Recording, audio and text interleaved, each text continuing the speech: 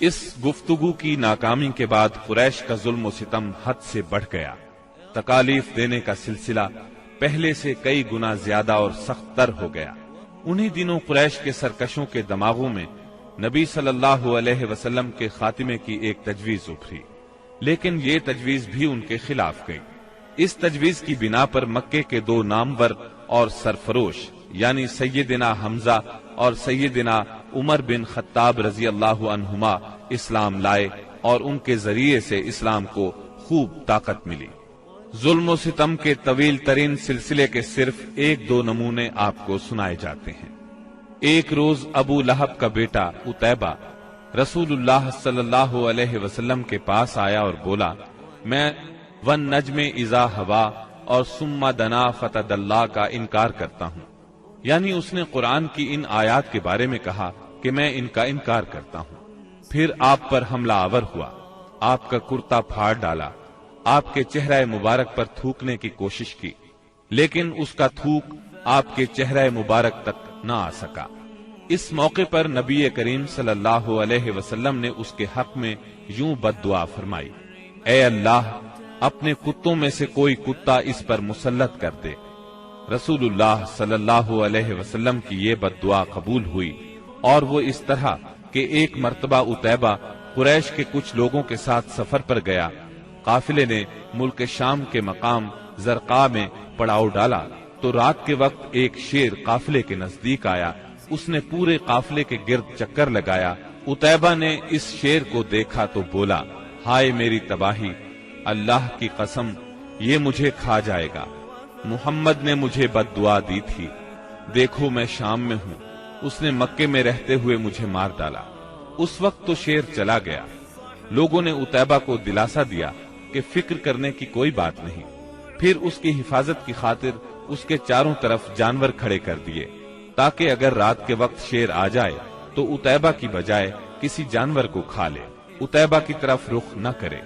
اس کے باوجود عتیبہ کی گویا جان نکلی جا رہی تھی۔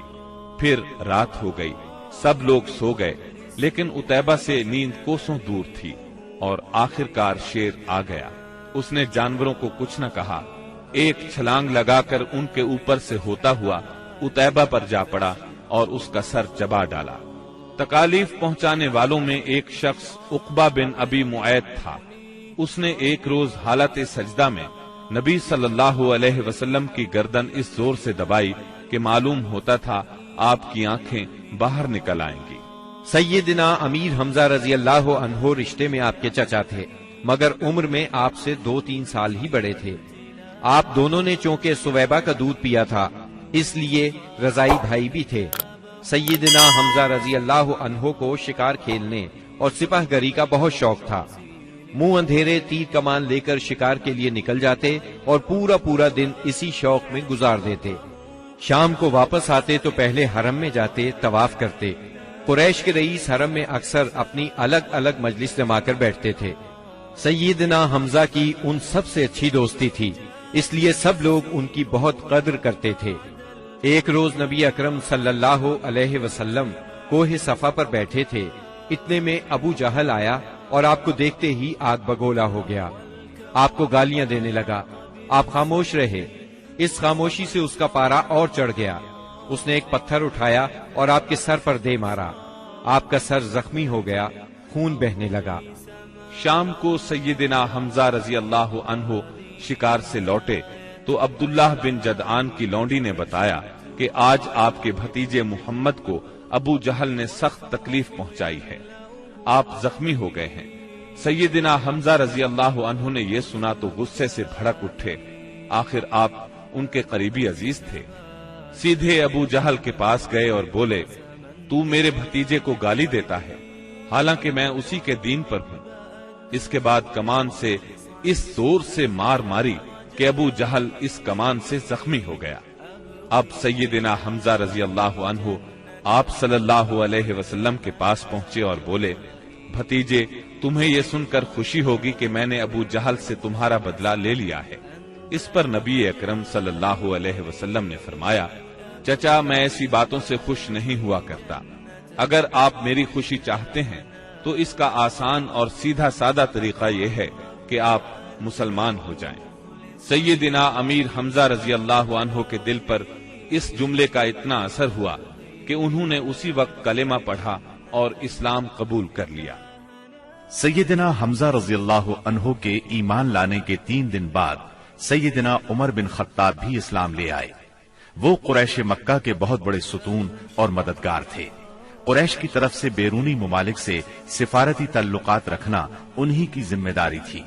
اسلام قبول کرنے سے پہلے آپ مسلمانوں کے سخت خلاف تھے، بہت سخت گیر تھے، طبیعت میں غصہ بہت تھا۔ ایک رات رسول اللہ صلی اللہ علیہ وسلم خانہ کعبہ کے پاس نماز پڑھ رہے تھے۔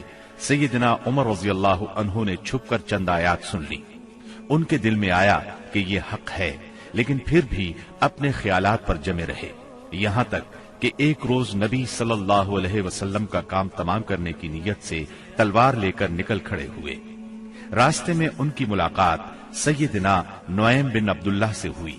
یہ نئے مسلمان ہوئے تھے، اس لیے ابھی ان کے اسلام لانے کی خبر سیدنا عمر رضی اللہ عنہ کو نہیں ہوئی تھی۔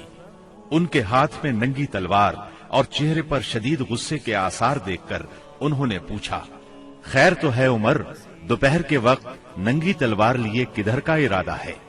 سیدنا عمر رضی اللہ عنہ نے جواب دیا، محمد کو قتل کرنے کے لیے جا رہا ہوں۔ یہ سن کر نعیم بولے، محمد کو قتل کرنے سے پہلے اپنے گھر کی خبر لو۔ تمہاری بہن فاطمہ اور تمہارے بہنوئی سعید تمہارا دین چھوڑ کر اسلام قبول کر چکے ہیں۔ سیدنا عمر یہ سن کر آگ بگولا ہو گئے، سیدھے بہن کے گھر پہنچے۔ اس وقت گھر میں قرآن کے ایک معلم سیدنا خباب بن ارت رضی اللہ عنہ انہیں قرآن پڑھا رہے تھے۔ دروازے پر دستک کی آواز سن کر ان کی بہن فاطمہ بنت خطاب نے قرآن کے اوراق چھپا دیے۔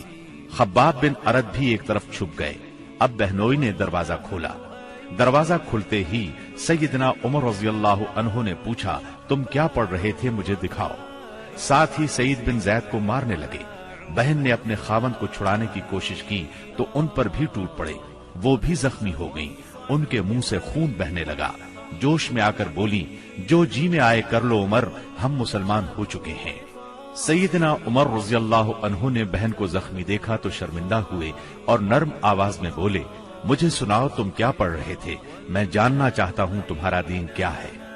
فاطمہ بنت خطاب رضی اللہ عنہا نے جوش کے عالم میں چند جملے کہے، پھر فرمایا، جاؤ پہلے غسل کرو، پھر دکھائیں گے ہم کیا پڑھ رہے تھے۔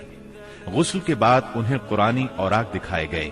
انہیں نرم پڑھتے دیکھ کر سیدنا خباب بن ارت بھی کونے سے نکل کر سامنے آ گئے۔ قرآن کے اوراق پر سورہ طٰہٰ کی چند آیات تھیں۔ سیدنا عمر رضی اللہ عنہ نے ان کو پڑھا تو کایا پلٹ گئی اور بولے، یہ تو بہت عمدہ چیز ہے، بتاؤ مسلمان کس طرح ہوتے ہیں۔ سیدنا خباب بن ارت نے کہا، اے عمر، جمعرات کی رات رسول اللہ صلی اللہ علیہ وسلم نے اللہ تعالی سے دعا کی تھی کہ اے اللہ، ابو جہل یا عمر بن خطاب سے اسلام کو تقویت دے۔ تمہیں خوشخبری ہو کہ یہ سعادت تمہارے حصے میں آ رہی ہے۔ رسول اللہ صلی اللہ علیہ وسلم دار ارقم میں ہیں۔ سیدنا عمر رضی اللہ عنہ ان کے ساتھ دار ارقم پہنچے، دروازے پر دستک دی۔ دروازہ کھلنے پر اندر موجود لوگ سیدنا عمر رضی اللہ عنہ کو دیکھ کر چونک اٹھے۔ نبی صلی اللہ علیہ وسلم کو بتایا تو آپ نے فرمایا، آنے دو۔ سیدنا عمر رضی اللہ عنہ اندر داخل ہوئے۔ آپ صلی اللہ علیہ وسلم نے ان کا کرتا پکڑ کر کھینچا اور فرمایا، عمر، کس ارادے سے آئے ہو؟ سیدنا عمر رضی اللہ عنہ نے فوراً کلمہ پڑھا، اشہد اللہ الہ الا اللہ وانک رسول اللہ، میں گواہی دیتا ہوں کہ یقیناً اللہ کے سوا کوئی لائق عبادت نہیں اور یقیناً آپ اللہ کے رسول ہیں۔ یہ اس قدر اچانک اور اس قدر غیر متوقع تھا کہ وہاں موجود تمام صحابہ بے ساختہ پکار اٹھے، اللہ اکبر۔ دار ارقم گونج اٹھا۔ سیدنا عمر رضی اللہ عنہ کا ایمان لے آنا کوئی معمولی واقعہ نہیں تھا۔ مسلمانوں میں خوشی کی لہر دوڑ گئی۔ دوسری طرف قریش اپنی تدابیر میں مصروف تھے۔